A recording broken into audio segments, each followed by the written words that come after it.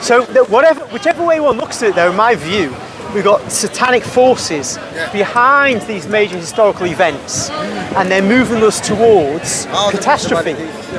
And that's why I see this decade is a crucial decade for that. Definitely. And it's mirroring the period 2,000 years ago of our Lord's 30th birth, then his public ministry, and then the crucifixion and resurrection. Story of Malak, the Dark Trinity, the Bible.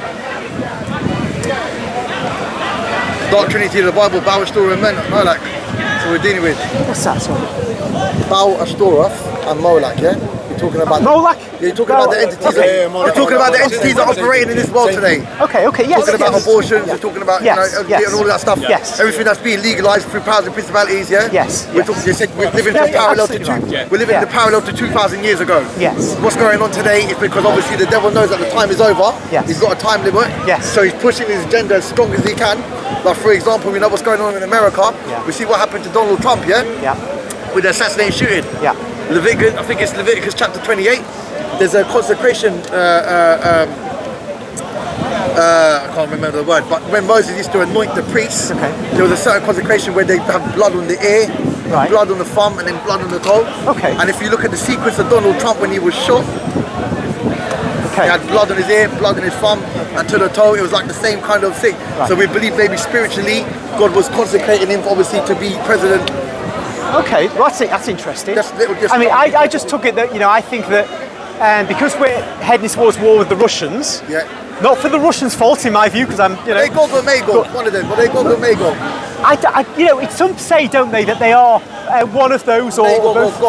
But my point about Trump is that I think he's the only one who could stave off war with the Russians and save civilization.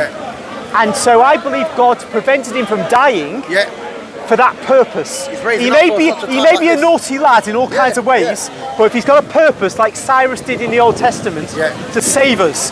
But of course, I could be wrong. He could lose the election, but that's just my thoughts at the moment.